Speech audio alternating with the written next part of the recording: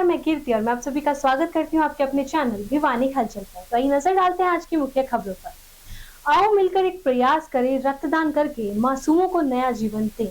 सोमवार को विश्व थैलेसीमिया दिवस व विश्व रेड क्रॉस दिवस के अवसर पर वंशिका फाउंडेशन द्वारा चौधरी बंसीलाल सामान्य अस्पताल में रक्तदान शिविर लगाया गया व लोगों को थैलेसीमिया बीमारी के प्रति जागरूक भी किया गया। शिविर में 21 रक्तदाताओं ने रक्तदान किया।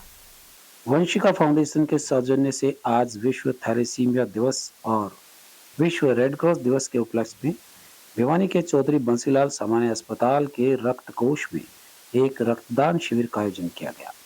इस अवसर पर मुख्य अतिथि के रूप में शतकवीर रक्तदाता राजेश डुडेजा उपस्थित रहे। उन्होंने जानकारी दी कि पूरे भारत में 3% थैलेसीमिया के मरीज हैं। यदि माता पिता दोनों थैलेसीमिया से ग्रस्त हैं तो शिशु के जन्म होने पर इसकी संभावना और अधिक बढ़ जाती है।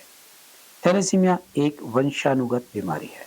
इस बीमारी से पीड़ित बच्चे का ब्लड नहीं बनता और उन्हें जीवित रखने के लिए प्रति माह ब्लड चढ़वाना पड़ता है। इस बीमारी का उपचार व खर्च बहुत महंगा है। उन्होंने बताया कि समय पर थैलेसीमिया की जांच अवश्य करवाएं। उनका कहना था कि थैलेसीमिया मरीजों की सभी जांच सरकारी व निजी रक्त कोष में फ्री होती हैं।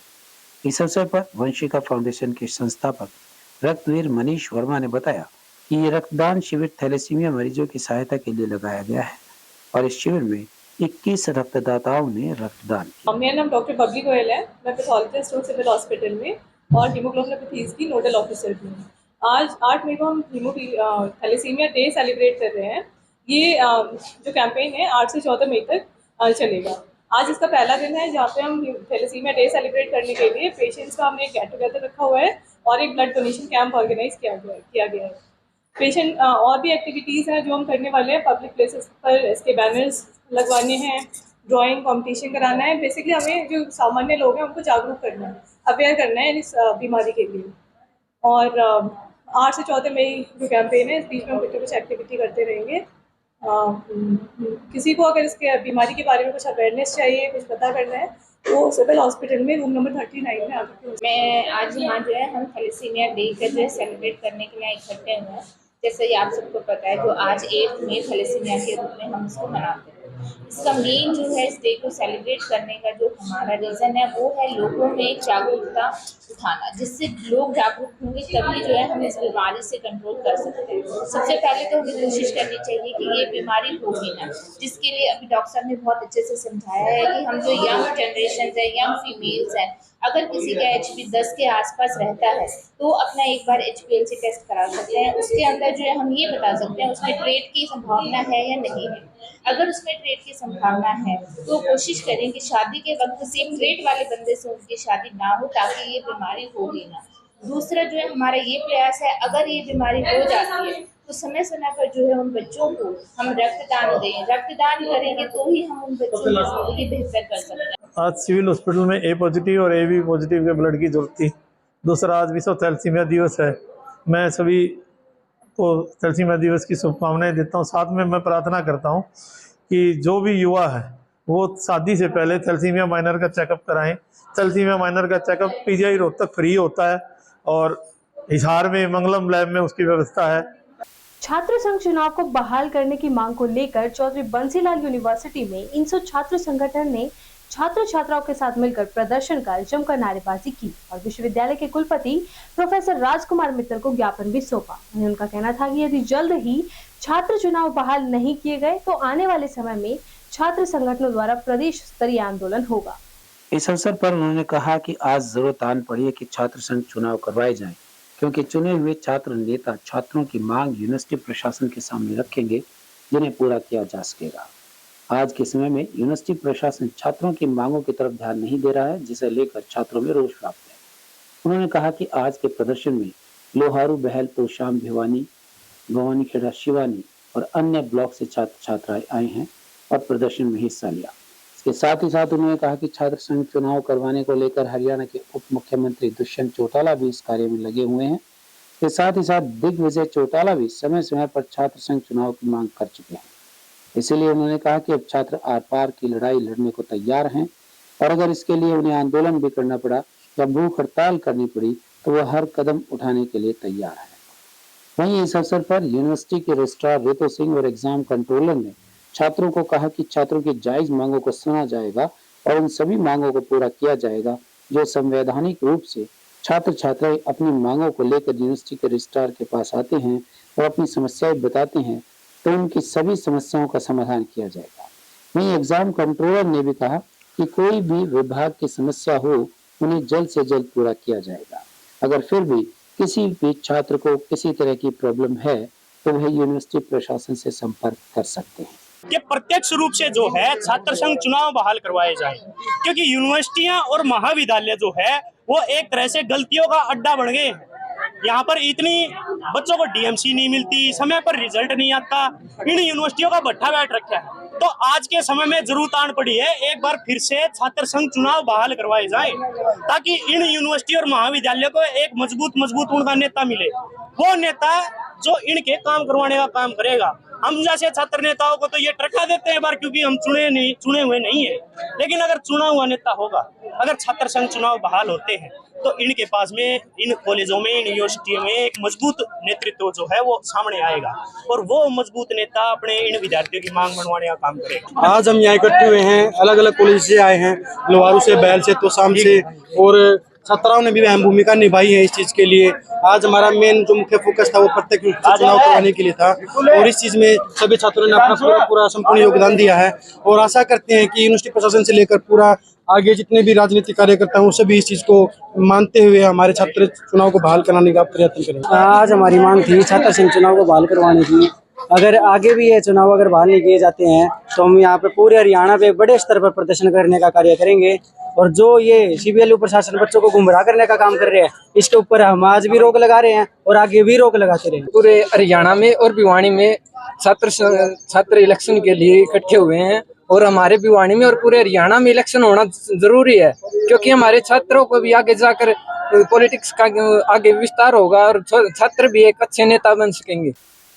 सोमवार को जीतूवाला झोड़ महापंचायत अपने क्षेत्र में बनी समस्या के समाधान के लिए वार्ड नंबर 21 के पार्षद शिव कुमार गोटवाल के नेतृत्व में जिला उपायुक्त कार्यालय पहुंचे और सड़क निर्माण समस्या को लेकर ज्ञापन भी सौंपा। साथ ही कहा कि यदि जल्द ही क्षेत्र में सड़क निर्माण कार्य शुरू नहीं किया गया तो 1 जून से महापंचायत अनिश्चितकालीन धरने पर बैठेगी। वार्ड नंबर 21 के पार्षद शिव कुमार गोटवाल ने बताया कि डीसी ऑफिस में ज्ञापन देने के लिए वो आज आए हैं, क्योंकि दिनोद रोड फाटक पर जीतूवाला जोहड़ के रोड की समस्या को लेकर यह ज्ञापन दिया गया है। यह सड़क लंबे समय से खराब चल रही है, इसकी तरफ प्रशासन कोई ध्यान नहीं दे पा रहा है। यहाँ सभी अधिकारी आकर चले जाते हैं लेकिन काम नहीं करवाते हैं। साथ ही महापंचायत भी आई हुई है, क्योंकि पिछले 6 साल से लोग यहाँ चक्कर लगा रहे हैं लेकिन कोई भी प्रशासनिक अधिकारी ध्यान नहीं दे रहा है। 1 जून से महापंचायत अनिश्चितकालीन धरने पर बैठेगी और वहां के सभी लोग भी धरना देंगे। महापंचायत का कहना था कि श्यामबाग से दिनोद रोड तक सारा का सारा रास्ता टूटा हुआ है, वहीं रेलवे स्टेशन से सेवानगर तक का रोड भी टूटा हुआ है। उनका कहना था कि दोनों ही रोड्स की हालत इतनी खराब है कि यहाँ साइकिल, मोटरसाइकिल या पैदल चलना भी मुश्किल हो रहा है और बच्चे स्कूल नहीं जा पाते हैं। बहुत अधिक गड्ढे हैं जिनमें बारिश के समय में पानी भरना शुरू हो जाता है और पैदल यात्री तो बिल्कुल भी नहीं निकल पाते। साइकिल, मोटरसाइकिल या पैदल चलना भी मुश्किल हो जाता है और बारिश के समय में इतने ज्यादा गड्ढे हैं कि उनमें पानी भर जाता है और पैदल यात्री भी यहाँ से नहीं निकल पाते। सर, हम ये ज्ञापन आए हैं दिनोद रोड जीतूवाला जोड़ के ऊपर जो रोड बनना है उसके लिए आए।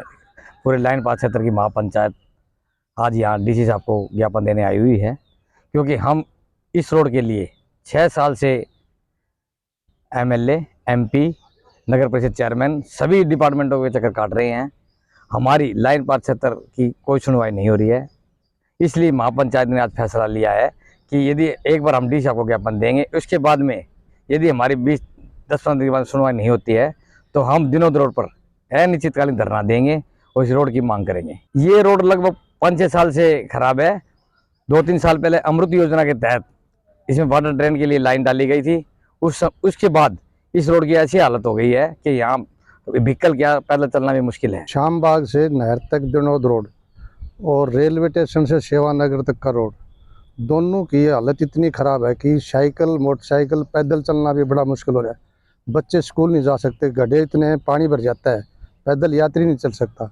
और हमने इसके लिए डिप्टी सीएम, मुख्यमंत्री, सांसद महोदय, सिटी विधायक सबको अवगत करा दिया और उनको मौके पर जाके दिखा दिया, चेयरमैन साहब को मौके पर लाके दिखा दिया। सिर्फ झूठा आश्वासन मिला, काम होया नहीं। अब हमारा जो है महापंचायत का और पब्लिक का इतना दुखी दिल हो गया कि हमने अब निश्चय कर लिया, हम आज डीसी साहब को ज्ञापन देंगे। 1 जून तक इन्होंने हमारे को कोई विश्वास दिलाया कि बनाएंगे, कोई कार्रवाई हुई तो ठीक है, नहीं तो 1 जून से हम धरने पर बैठेंगे। चाहे हमारे बच्चों को भी वहाँ बैठाएंगे, हम चाहे जान चली जाए, वहाँ बैठे रहेंगे और हमारा काम करवाएं। बीती रात स्थानीय दुर्गा कॉलोनी स्थित खटीक धर्मशाला से चोरों ने लगभग 1 लाख तक का सामान चोरी कर वारदात को अंजाम दिया। स्थानीय निवासी उमेश ने जब चोरों को देखा तो उसने तुरंत इसकी शिकायत पुलिस को दी। पुलिस ने भी त्वरित कार्रवाई करते हुए जल्द से जल्द चोरों को पकड़ने का आश्वासन दिया।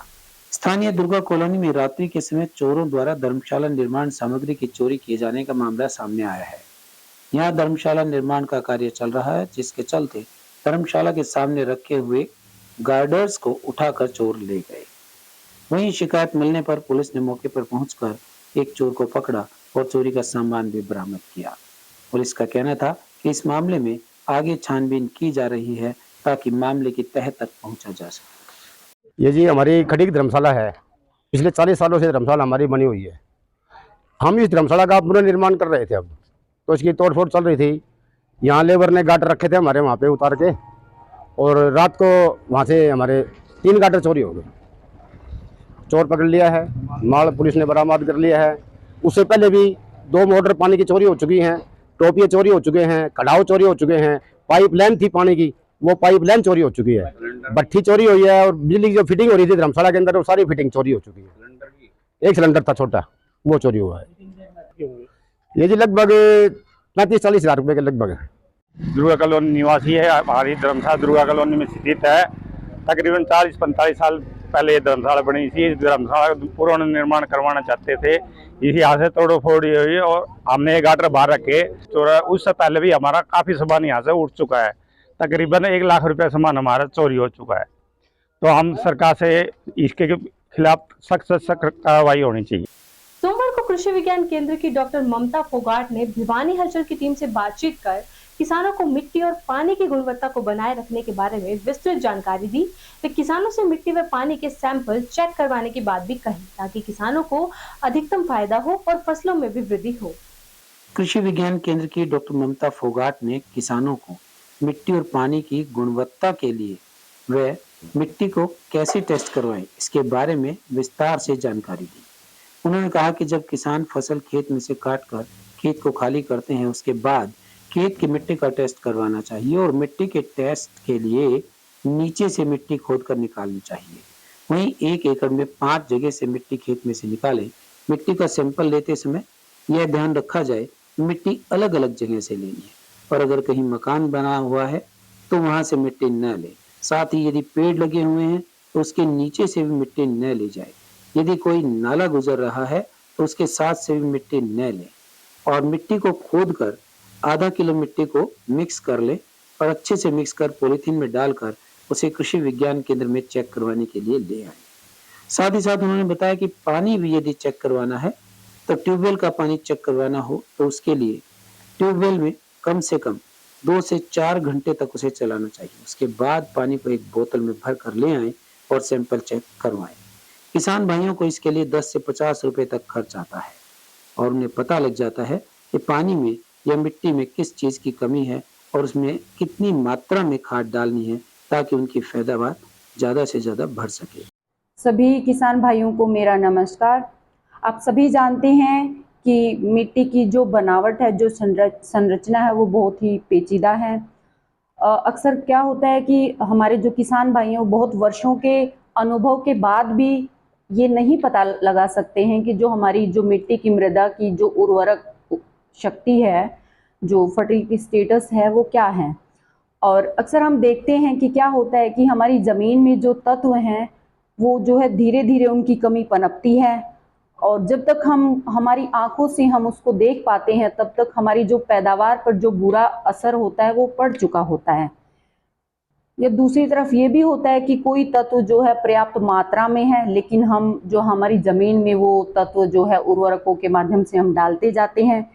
इससे क्या होता है कि हमारी जो आर्थिक स्थिति है उस या फिर हमारी जो लागत है वो बढ़ती है, यानी कि जो हमारी आर्थिक स्थिति है उस पर तो बुरा असर पड़ता ही है, साथ साथ में जो है हमारी पैदावार पे भी बुरा असर पड़ता है, क्योंकि जो दूसरे तत्व हैं उनके साथ क्या है ये असंतुलन पैदा करते हैं। तो जो ही तत्वों का जमीन में असंतुलन होता है तो हमारी जो पैदावार है उसके ऊपर इसका बुरा असर पड़ता है।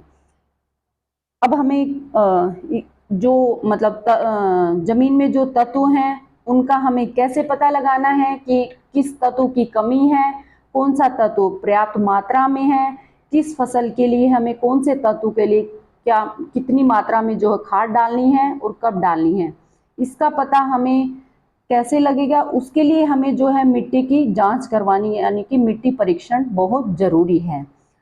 मिट्टी परीक्षण के बावजूद ही जो है हम कि किस फसल में कितनी खाद उर्वरक हमें डालना है वो हमें पता लग सकता है। मैं अभी आप लोगों से बात करूंगी कि जो है मिट्टी का नमूना, उसकी जांच के लिए, मिट्टी परीक्षण के लिए मिट्टी का नमूना किस तरीके से लेना है। मिट्टी का नमूना सही तरीके से लेना चाहिए। अगर हम मिट्टी का नमूना सही तरीके से नहीं लेंगे तो हमारी जांच सही नहीं होगी और जो हमारी जो उर्वरकों की जो सिफारिश है वो हम सही नहीं कर पाएंगे और जो उर्वरकों का जो प्रयोग है वो हम सही मिट्टी में नहीं कर पाएंगे। इसलिए हमें क्या करना है, इसके लिए सबसे पहले हमें मान लो 1 एकड़ में हमें जो है मिट्टी का नमूना लेना है, तो हमें हमें एक प्रतिनिधि नमूना लेना है मिट्टी का। उसके लिए हमें क्या करना है कि 1 एकड़ में से हम 4-5 जगह से मिट्टी का नमूना लेंगे। उसके लिए हम सबसे ऊपर वाली जो सतह है उसको हम खुरपी से कुरस देंगे, यानी कि जो थोड़ा घास फूस जो होता है उसको हम। भिवानी के बाबा नगर में स्थित चिड़ियाघर मोड़ पर प्राचीन शिव मंदिर के जीर्णोद्धार के पहले वार्षिक महोत्सव को बड़े ही धूमधाम के साथ मनाया गया। इस अवसर पर नेत्रहीन संस्था के सदस्यों द्वारा सुंदरकांड का पाठ किया गया, जिसमें क्षेत्रवासियों ने बढ़ चढ़कर भाग लिया और भंडारे का प्रसाद भी ग्रहण किया। स्थानीय बाबा नगर में चिड़ियाघर मोड़ प्राचीन शिव मंदिर के जीर्णोद्धार का पहला वार्षिक महोत्सव बड़ी धूमधाम से मनाया गया। यहाँ नेत्रहीन संस्था के सदस्यों द्वारा सुंदरकांड का संगीतमय पाठ भी किया गया। वहीं इस अवसर पर बाबा नगर परिवार के समस्त सदस्यों और भक्तजनों ने सुंदरकांड का पाठ किया, जिसके पश्चात भंडारा व प्रसाद वितरण भी किया गया। वृंदावन बिहारी लाल की जय। शिव मंदिर बाबा नगर स्थित इसका जीर्णोद्धार 8 मई सन 2022 को हुआ। आज उसका पहला वार्षिक महोत्सव मनाया जा रहा है। इस उपलक्ष्य में श्री रामायण का सुंदरकांड पाठ अपने भक्तजनों के द्वारा किया जा रहा है और उसके उपलक्ष्य में या भंडारे का आयोजन किया जा रहा है। सभी भक्तों के निवेदन है कि इसमें सभी सम्मिलित होकर के इसका प्रसाद का वितरण और अपने प्रसाद को स्वीकार कर। हमारे प्राचीन शिव मंदिर बाबा नगर का प्रथम वार्षिक उत्सव बड़े धूमधाम से मना रहे हैं। सभी हमारी कॉलोनी वासी बड़े सहर्ष रूप से सहयोग दिया है, उन सबका बहुत धन्यवाद। और यह एक अब 12 बजे भंडारे का भी आयोजन किया जा रहा है, जिसमें सभी आमजन आमंत्रित हैं। और यह मंदिर एक बहुत ही प्राचीन शिव मंदिर है, शायद भिवानी का पहला प्राचीन शिव मंदिर है और इसमें सभी कॉलोनी वासियों का बड़ा सहयोग रहा है। उसके लिए उनका बाबा नगर वेलफेयर सोसाइटी द्वारा भोलेनाथ बाबा हमारा मंदिर प्रथम वार्षिक उत्सव बड़े हर्षोल्लास के साथ मनाया जा रहा है, जिसमें दिव्यांग बच्चों के द्वारा सुंदरकांड और उसके बाद भंडारे का प्रोग्राम है। इसमें आप सभी लोग सादर आमंत्रित हैं और बाबा नगर वासी सभी बधाई के पात्र हैं। के द्वारा अति उत्तम सुंदरकांड का पाठ जो स्टार्ट हो गया है और उसके बाद 12:15 बजे भगवान को भोग लगेगा और भंडारे का आयोजन है, जिसमें सभी लोग सादर आमंत्रित हैं और भंडारे में प्रसाद पा सकते हैं। सोमवार को स्थानीय प्रेक्षा विहार में भिवानी के भारतीय जनता पार्टी के जिला शहरी स्थानीय निकाय प्रकोष्ठ के अध्यक्ष हर्षदीप डुडेजा की माता लीलावंती डुडेजा की रस्म पगड़ी का आयोजन किया गया। तो इनको श्रद्धांजलि भी अर्पित की गई। कार्यक्रम में विभिन्न पार्टियों के नेता और शहर के गणमान्य व्यक्ति शामिल हुए। भिवानी के भारतीय जनता पार्टी के जिला शहरी स्थानीय निकाय प्रकोष्ठ के अध्यक्ष हर्षदीप डुडेजा की माता लीलावंती डुडेजा की रस्म पगड़ी का आयोजन किया गया। इस कार्यक्रम में विभिन्न पार्टियों के नेता और शहर के गणमान्य व्यक्ति शामिल हुए। वहीं इस कार्यक्रम का आयोजन नेकीराम पार्क के निकट परीक्षा विहार में किया गया। इस कार्यक्रम में सबसे पहले श्रद्धांजलि सभा का आयोजन किया गया, जिसमें विभिन्न संतों ने संत वाणी से लीलावंती डुडेजा को श्रद्धा सुमन अर्पित किए और उसके बाद वहां पहुंचे कुछ लोगों ने अपनी संवेदनाएं शोक संतृप्त परिवार के लिए व्यक्त की और वहीं नगर के अनेक संस्थाओं द्वारा आए संदेशों को भी पढ़ा गया और दिवंगत पुण्यात्मा को श्रद्धांजलि अर्पित की गई।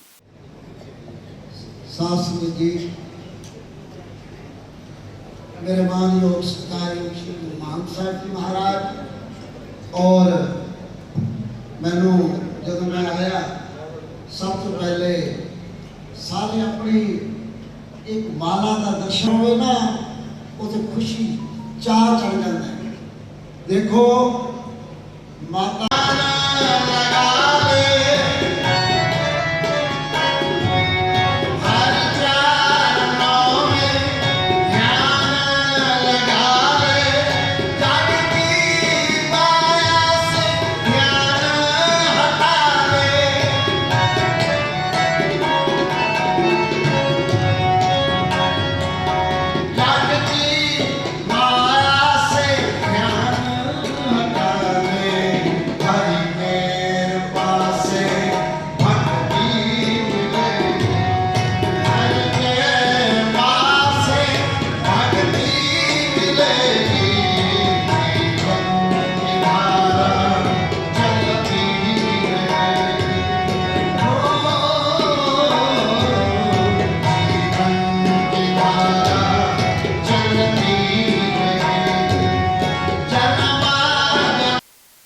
पचासवीं वर्षगांठ के उपलक्ष्य में स्थानीय कृष्णा कॉलोनी में स्थित सत्यम पैलेस में श्यामलाल एवं गीता जी के परिजनों व निकटतम रिश्तेदारों एवं मित्रों ने इस अवसर को बड़ी धूमधाम के साथ मनाया। यहाँ पहुंचे सभी स्वजनों ने उन्हें हार्दिक शुभकामनाएं दी और आगे भी इसी तरह उनके उत्तम जीवन की कामना की।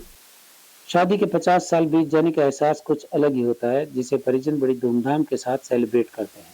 इसी कड़ी में स्थानीय कृष्णा कॉलोनी स्थित सत्यम पैलेस में श्यामलाल एवं गीता की शादी की 50वीं वर्षगांठ को परिजनों एवं मित्रों द्वारा बड़ी धूमधाम से मनाया गया। इस अवसर पर श्यामलाल एवं गीता जी के अनेक परिजनों व मित्रों ने पहुंचकर शुभकामनाएं दी और उनके स्वस्थ जीवन की कामना भी की। ये बाबू जी की हमारी सालगिरह थी जी 50वीं, जो हमने गोल्डन जुबली के रूप में मनाई है, जिसका कार्यक्रम था।